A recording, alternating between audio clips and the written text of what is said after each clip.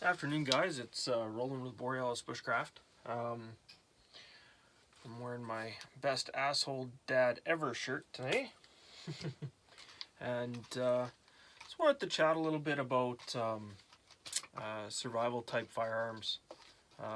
Today we're just going to cover one rifle. It's a rifle that gets overlooked in a lot of survival circles and stuff. Everybody seems to like the tactical rifles, the ARs and stuff like that. Well, you know what? In Canada, an AR is a restricted firearm, so therefore you can't really freely travel around with it.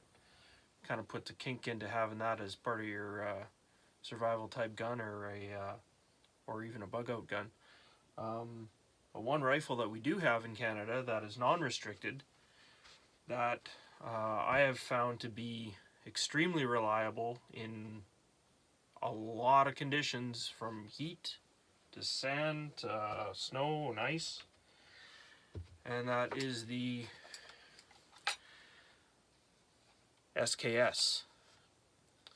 So the SKS carbine, as it comes from the factory, whether you get a Russian or a Chinese or whatever, Yugoslavian, whatever you can get your hands on, they come in a few different configurations. They usually come with a bayonet, either a spike or a blade. This one's a blade. This is a Chinese. A little safety check on it. Fixed box mag. Hinged floor plate. Okay. Very, very simple rifle. Very easy to maintain. Cleaning kit goes in the back.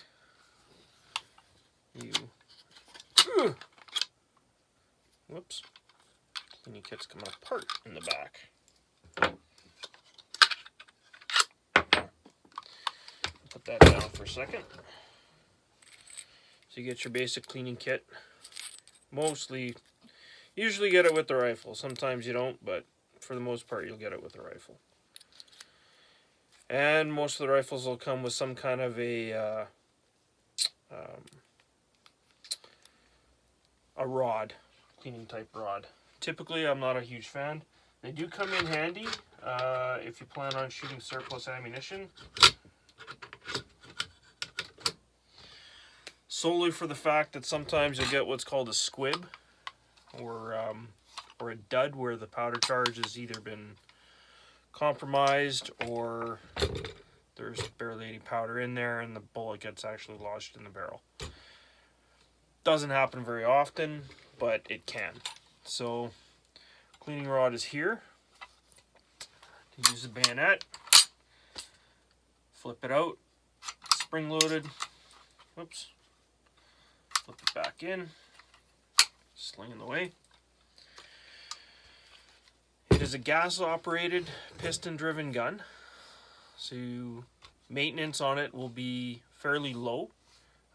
Cleaning it with surplus ammunition, you're going to need to be a little bit more diligent and use either a solvent for corrosive ammo, or I use Windex, or you can even do it with just basically just hot water.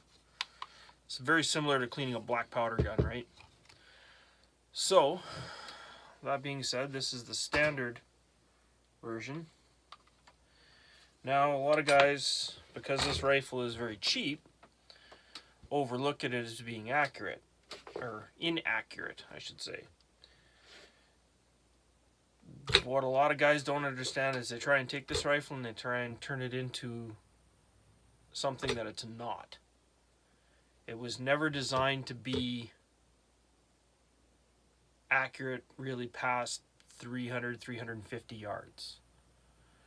Therefore, hence why there's no optic mounting. Typically stock on the rifle. They did make versions in China that had side mounts and all kinds of different types of systems. Primarily it's an iron sight type of rifle. This one has proved to be very accurate. Hitting 4-liter milk jugs at 200 yards is not an issue. And when you talk about accuracy in terms of you know, an old military gun, this is pretty much what your point of aim would be. So, very accurate for deer, especially in the bush. It's nice, it's short, handles really good, picks up quick. Length of pull for some people is a little bit on the short side. I'm not a big guy. Well, yeah, not a tall guy. But I like to tuck everything in nice and tight. Having said that, you can buy aftermarket stocks for them. There's tons of accessories available for them if you want to trick it out. So this rifle here is also an SKS. This one has been moderately modified to suit my needs. A couple of the big features here. It is running detachable magazines, utilizing the 7.62 Systems magazine release that I helped develop. Allows you to change magazines with one hand very easily. Now, if you notice, the bolt here is closed. Most standard SKSs, you cannot take an aftermarket magazine out without the bolt being locked to the rear. Right? Safety check.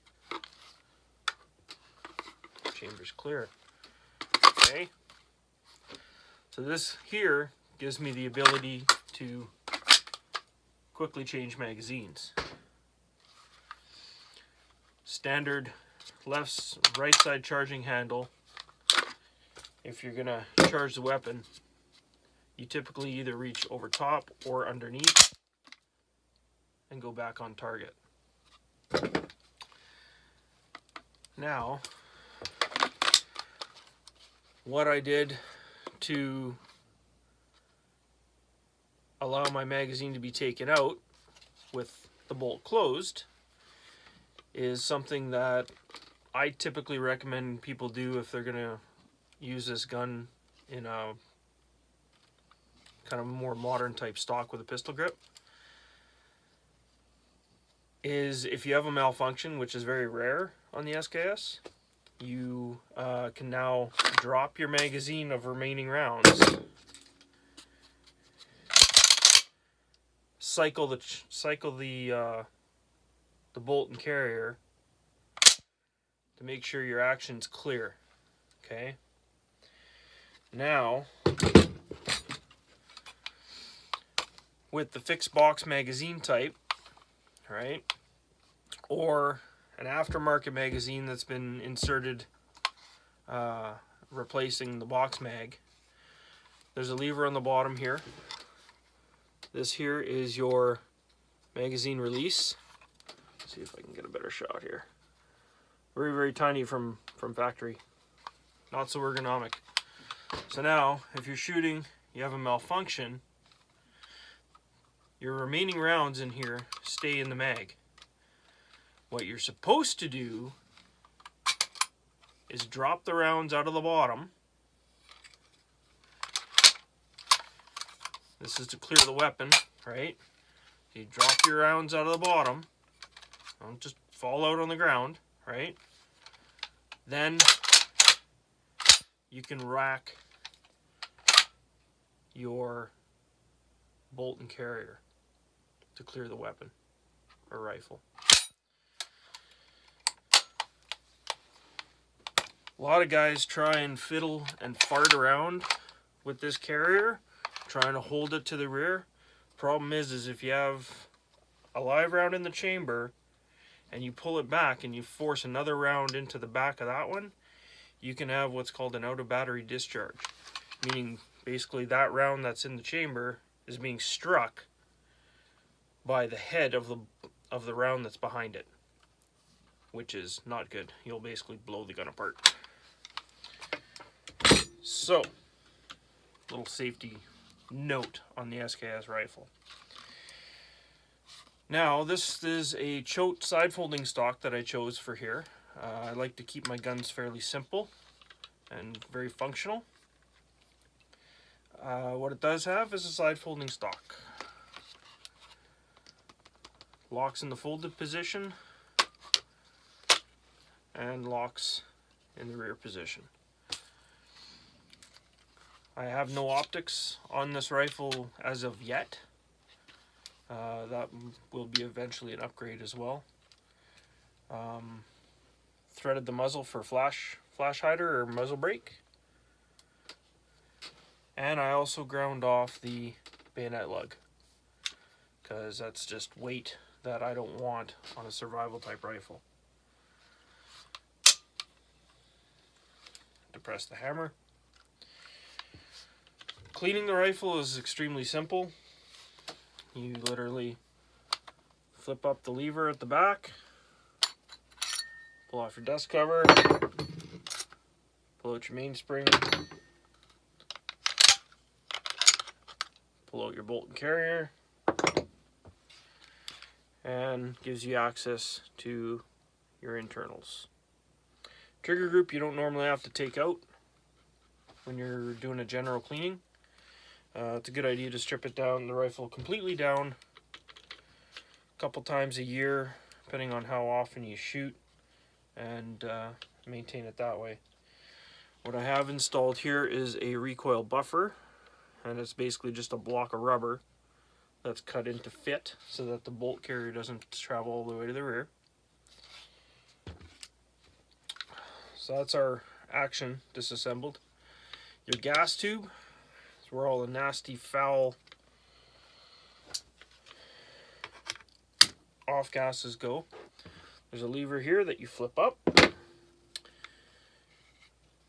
Then you take out your gas tube. Inside the gas tube is your gas piston. Now inside here, inside your trunnion, there is your op rod.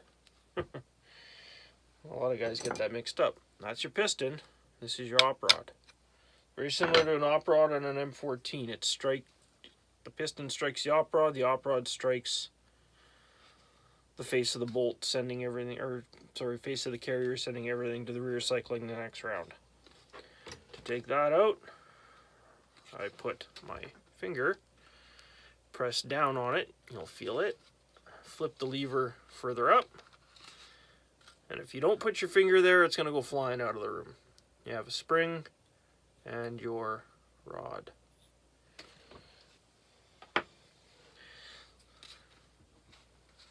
Now SKS is like, I use frog lube on mine. It's biodegradable type grease. Found it very effective in all temperatures, but you can use gun oil or whatever. Another big thing to look at with an SKS rifle, that's your carrier, that's your bolt. Okay, so now get back to that mod that I did to take the magazine out. On a standard SKS bolt, there's two little, on either side of the bottom of the bolt, there's two, it's like a groove, like a raised groove, which is kind of weird. But that slides in between your magazine feed lips, and it does so on your factory mag, and then that's what grabs, and you can't physically pull it out down. That's why you can't pull the mags out. By grinding those off, you can just use a Dremel, just go slow. Grinding those off, you accomplish that. So you can see that, that's been ground. Right, so those lips are right here. So what I'm gonna do is I'm gonna quickly strip my other Chinese.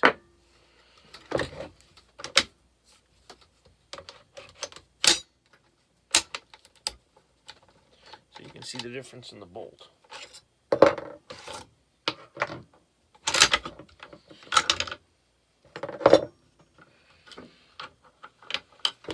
Okay, so here's the modded one.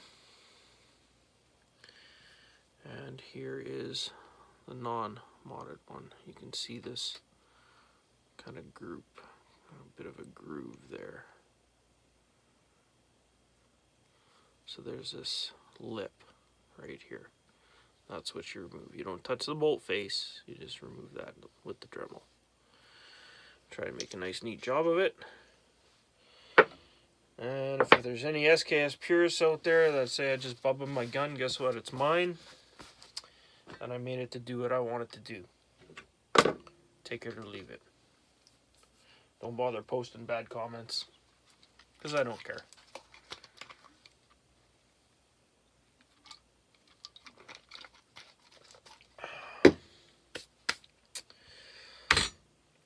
So that's the long and short of the little tutorial on the SKS rifle. There's a lot of different types of rifles out there that are non-restricted that you can utilize as a bug out gun or survival type rifle. Shotguns work really good, you know, depending on your barrel length, and if you're in Canada, you meet overall length requirements, that kind of thing. All the little legalities here and there. Another big thing about if you're gonna build a bug out gun, keep it simple. Don't go overboard and add a whole ton of features, because guess what? Ounces equal pounds, pounds equal pain. You got to be able to at least be able to carry the equipment, right? In my personal bug out bag, I got a full reload of my magazines, which is like, I don't know, it's like 180 to 200 rounds or something, or 150 rounds. I don't even remember.